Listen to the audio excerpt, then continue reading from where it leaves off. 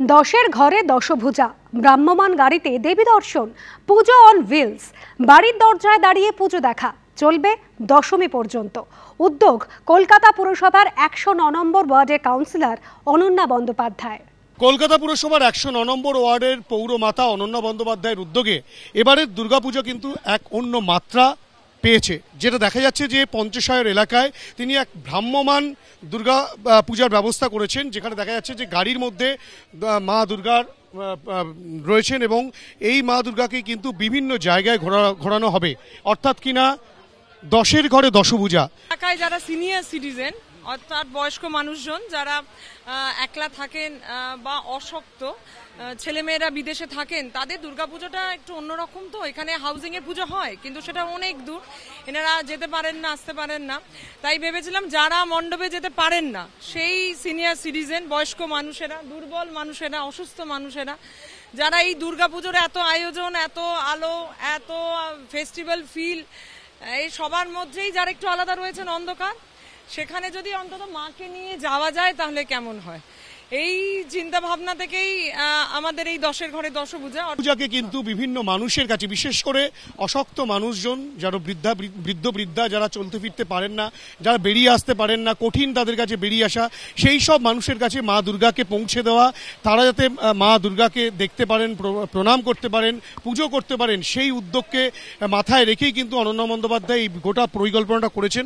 যে ছবি দেখাতে বলবো অতনু কুণ্ডুকে, একটা ভ্রাম্যমাণ গাড়ি রয়েছে, যেই ভ্রাম্যমাণ গাড়িতে করে কিন্তু কলকাতা পুরসভার 109 নম্বর ওয়ার্ডের বিভিন্ন জায়গা, সে পঞ্চশায়র হোক, সে নিউগড়িয়া হোক, সে বুদেরহাট হোক, পূর্বাল হোক, সার্ভে পার্ক হোক, বিভিন্ন জায়গায় অর্থাৎ কিনা 109 নম্বর ওয়ার্ড জুড়ে বিভিন্ন জায়গায় কিন্তু সেই সব মানুষের কাছে মা দুর্গাকে পৌঁছে দেওয়া, একেবারে ষষ্ঠী থেকে শুরু করে দশমী পর্যন্ত, এমনকি বিসর্জনের মুহূর্ত, সেই মুহূর্তও যাতে এই সব বয়স্ক মানুষজন উপভোগ করতে পারেন, সেই বিষয়টাকেই সামনে রেখে কিন্তু এই উদ্যোগ। তেমনটাই কলকাতা পুরসভার 109 নম্বর ওয়ার্ডের পৌরমাতা অনন্যা বন্দ্যোপাধ্যায়ের স্পষ্ট বক্তব্য। ক্যামেরা অতনু কুণ্ডুর সঙ্গে হিন্দোল দে, এবিপি আনন্দ, কলকাতা। আজ পঞ্চমী, আর পঞ্চমীতেই কিন্তু শহর জুড়ে একেবারে পুজোর আমেজ। সকাল থেকে আকাশে মেঘ রোদের খেলা চলছে, আর বৃষ্টির ভ্রুকুটি মাথায় নিয়ে বিভিন্ন পুজো মণ্ডপে কিন্তু দর্শনার্থীরা ইতিমধ্যে ভিড় করতে শুরু করেছেন।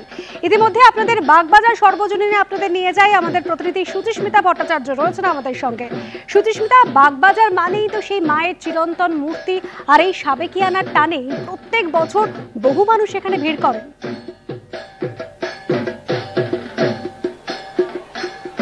একেবারে দেখো অনুষ্ঠ, বাগবাজার সর্বজনীন এই নামটা আমরা জানি, বিশেষত সাবেকিয়ানা, ঐতিহ্য, এই শব্দগুলো যখন আমাদের আশেপাশে ঘোরাফেরা করে, বিশেষ করে যখন মাথায় আসে, তখন প্রথম নামটা কিন্তু এই বাগবাজার সর্বজনীন আসে। এখন গোটা কলকাতা, বিশেষত শহরতলি মিলে গোটাটা থিম নিয়েই একেবারে লড়াই করে চলেছে। কিন্তু বিশেষত এই গোটা থিমের লড়াইয়ের মধ্যে বিশেষ করে যারা সাবেকিয়ানা এবং ঐতিহ্যে একেবারে মাথা উঁচু করে দাঁড়িয়ে রয়েছে, তাদের মধ্যে পড়ে এই বাগবাজার সর্বজনীন। 107তম বর্ষে পদার্পণ করলো এই পুজো, এবং এই পুজোর বিশেষত্ব হচ্ছে যে বহু বছর ধরে এই পুজো একইভাবে চলে আসছে, এবং এই পুজোতে কিন্তু তেমনভাবে থিমের কোনোভাবেই কোনো রকম স্পর্শ লাগে না। মায়ের অপরূপ মূর্তি, সেই ডাকের সাজ, বিশাল আকার মূর্তি, এবং তার সঙ্গে সঙ্গে বিশেষ করে বাগবাজার সর্বজনীনের একটি সবথেকে বিশেষত্ব সেটা হলো যে বহু বিশিষ্ট মানুষের সঙ্গে এই বাগবাজার সর্বজনীনের নাম জড়িত রয়েছে। সেটা বহু পুরনো, সেটা হোক নেতাজি সুভাষচন্দ্র থেকে দেশবন্ধু চিত্তরঞ্জন দাস থেকে শুরু করে একের পর এক নাম রয়েছে যাদের সঙ্গে এই নাম এই পুজোর সঙ্গে যুক্ত রয়েছে, এবং এই পুজো দিনের পর দিন মানুষের কাছে একেবারে আপন হয়ে উঠছে। আমি একটু আগে কিছু দর্শকের সঙ্গে কথা বলছিলাম, তারা যেমনটা বলছিলেন যে এই পরিস্থিতি যেরকমই থাক না কেন, বৃষ্টি হোক, ঝড় হোক, যাই হোক না কেন, বছরের এই দিনগুলোতে এই মায়ের কাছে এসে পুজো দেওয়াটা তাদের কাছে একটা বিশেষ মুহূর্ত। কারণ তারা জানেন যে মাকে যদি মন থেকে ডাকা যায় এবং এই ঠাকুরের কাছে এসে যদি তারা মানত করেন, তাহলে তাদের এই মানত অবশ্যই পূর্ণ হয়। আমরা বিশেষত যদি দেখতে পাই যে ধরো 1930 সাল, বহু আগে এই পুজো একেবারে বড় আকার ধারণ করে, এবং মেয়র সুভাষচন্দ্র বসু এবং তাদের হাত ধরেই কিন্তু এই পুজো আরও বড় আকার ধারণ করে। এবং সেই সময় একেবারে ধরো 1919 সাল, সেই সময় কিন্তু এই পুজোর নাম ছিল নেবু বাগান বারোয়ারি দুর্গাপুজো। পরবর্তী সময় এই পুজো ধীরে ধীরে বড় হতে শুরু করে, আর এখন এই পুজো প্রত্যেকটি মানুষের কাছে একেবারে নিজের পুজো।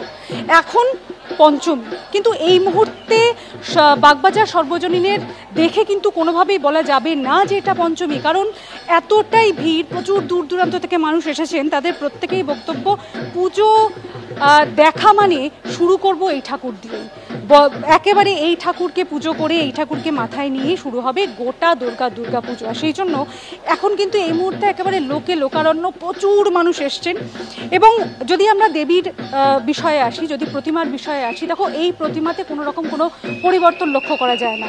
বিশেষ করে এবারে গোলাপি, নীল এবং নানান রকমের ক্ষুদ্র ক্ষুদ্রভাবে কালার দেওয়া রয়েছে, তার সঙ্গে সিলভারের কাজ দেওয়া রয়েছে। মাকে অপূর্ব করে করা হয়েছে। আর বিশেষ করে যদি মায়ের মাথার মুকুটে আসি, তাহলে তো বলাই যায় না, কারণ এই মুকুট এর আগে মানে যত সময় বাড়ছে, যত বয়স বাড়ছে, যত বছর বাড়ছে, দিনে দিনে কিন্তু মুকুটের উচ্চতাও বাড়ছে। এক কথায় বলা যায় সব মিলিয়ে এই মুহূর্তে কিন্তু বাগবাজার সর্বজনীন অভূতপূর্ব। সময় যেমন বহমান, ঠিক সেরকমই এই ব্রহ্মাণ্ডের যে শক্তি বা যে ঊর্জা তাও কিন্তু বয়ে চলেছে। আর সেই শক্তির নির্যাস নিয়ে কিন্তু হয় দেবী আরাধনা। এই মুহূর্তে আমরা আছি কলকাতা শহরের এবছরের অন্যতম পূজা মণ্ডপে, কেন্দুয়া শান্তি সঙ্গে, যেখানে এই থিমেই কিন্তু তৈরি হয়েছে এই দুর্গাপুজোর মণ্ডপ। এবং এখানে এসে আমি শুধুমাত্র বাকরুদ্ধ হয়ে যাইনি, মানে এতটাই অবাক হয়েছি যে এই একটা অসাধারণ থিম তারা আর্টিস্টিকলি কি সুন্দর প্রেজেন্ট করেছে। যে বিশ্ব ব্রহ্মাণ্ডের যে শক্তি, সেই শক্তি কীরকমভাবে দেবীর মধ্যে দিয়ে এক নারী শক্তিতে রূপান্তরিত হয়। এবং এত সুন্দর একটা থিম, এত সুন্দর একটা পুজো, এবং প্রচুর মানুষ আসছেন এখানে দেখতে। আমি একটু সময় করে সকাল সকাল চলে এসেছি, তবে এখনও কিন্তু এখানে প্রচুর মানুষের ভিড় রয়েছে। আমি জানতে চাইবো যে হ্যালো নমস্কার, হ্যাপি পুজো। প্রথমেই পুজোর অনেক শুভেচ্ছা আপনাদেরকে। প্রথমেই জানতে চাইবো যে আজ কি এটা প্রথম প্যান্ডেল দেখা হচ্ছে, নাকি এরপর আরো অনেক দেখার প্ল্যান আছে? আপাতত এটাই আমাদের শেষ। সকালে বেরিয়েছি আমরা। সকালবেলা বেরিয়েছেন? কখন? বেশ কটা প্যান্ডেল দেখা হলো সকাল থেকে? 6-7টা দেখা হয়ে গেছে। 6-7টা দেখা হয়ে গেছে। এই দেখুন, এটা এখন এই বছরে কিন্তু যেমন বিভিন্ন নতুন থিম আসছে, সেরকম কিন্তু নতুন ট্যাকটিক্সও বেরিয়েছে, যাতে ভিড় অ্যাভয়েড করে সকাল সকাল পুজো দেখতে বেরিয়ে যাওয়া এবং তাড়াতাড়ি পুজো দেখে দুপুর বাড়ি চলে যাওয়া। বাট এই প্যান্ডেলে এখানে এসে কেমন লাগছে আপনার? খুব ভালো। আর একদম কনসেপ্টটা একেবারে নতুনত্ব, একদম এত কনসেপ্টের মধ্যে সবচেয়ে বেস্ট লেগেছে আমার এটা। প্রত্যেকবারই ওরা নতুন নতুন থিমের এক একটা করে আমাদেরকে প্রেজেন্ট করে দেয়, সেরকমই খুব সুন্দর হয়েছে, অসাধারণ লেগেছে। তো পুজোর এই কটা দিন তো বলছে যে খুব বৃষ্টি হবে, তাহলে কি সে বৃষ্টির মধ্যেও ঠাকুর দেখতে বেরোবেন, নাকি তাহলে বাড়িতেই প্ল্যান থাকবে, বাড়িতে বসে এবিপি অন্ততই বাকি ঠাকুরগুলো দেখে নেন? হ্যাঁ, আমার ক্লাবে পুজো হয়, আমার প্ল্যানটা ওখানেই। এই লাস্ট আমার পুজো ঠাকুর দেখা, এরপরে পুরোটাই ক্লাবে। না, আমার এই জন্যই তো সকালবেলাটা ধরা, যেই সময়টা পাবো না বৃষ্টি, ওই সময়টা ক্যাপচার করব। বাহ, খুব ভালো, এই স্পিরিটটা বজায় রাখুন এবং অসংখ্য ধন্যবাদ আমাদের সঙ্গে কথা বলার জন্য। Thank you. বুঝতেই পাচ্ছেন যে সকাল সকাল প্যান্ডেল দেখতে বেরিয়ে যাওয়া, গরম, ঘাম, রোদ, বৃষ্টি যাই হোক না কেন, মানুষের উৎসাহের কিন্তু কোনো অভাব নেই এবং অভাব না থাকাই দরকার। আসলে পুজোর এই 4টে দিন মানুষ কিন্তু সব রকম দুঃখ কষ্ট ভুলে, তাদের সব রকম অসুবিধার কথা ভুলে তারা কিন্তু আনন্দে মেতে থাকতে চায়। এবং আমি সবসময় বিশ্বাস করি যে এই সময় কলকাতা শহরের যে পজিটিভ এনার্জিটা থাকে, সেই পজিটিভ এনার্জিটা যদি আমরা আমাদের নিজেদের মধ্যে ওটাকে আপন করে নিতে পারি, তাহলে সেই এনার্জি নিয়ে কিন্তু সারা বছর কাটিয়ে দেওয়া যায়। এবং দেখুন, অবাক কাণ্ড এরকমই যে আজ এমন একটা পূজা মণ্ডপে আমি এসেছি যেখানে সেই পৃথিবীর এনার্জি, সেই পজিটিভ এনার্জির আরাধনা হচ্ছে, যেখানে মায়ের একটা অন্য রূপ আমরা দেখতে পাচ্ছি এবং তাকে একটা অন্য সাজসজ্জায় দেখতে পাচ্ছি। তিনি কিন্তু অনেক স্নিগ্ধ, অনেক নরম, অনেক কি বলবো, অনেক শান্ত, কিন্তু তার মধ্যে সেই এনার্জির, সেই ঊর্জাটা খুব স্পষ্টভাবে আমরা দেখতে পাচ্ছি। এরকম অসাধারণ একটা অভিজ্ঞতা দেওয়ার জন্য এবিপি আনন্দকেও আমার তরফ থেকে অসংখ্য ধন্যবাদ।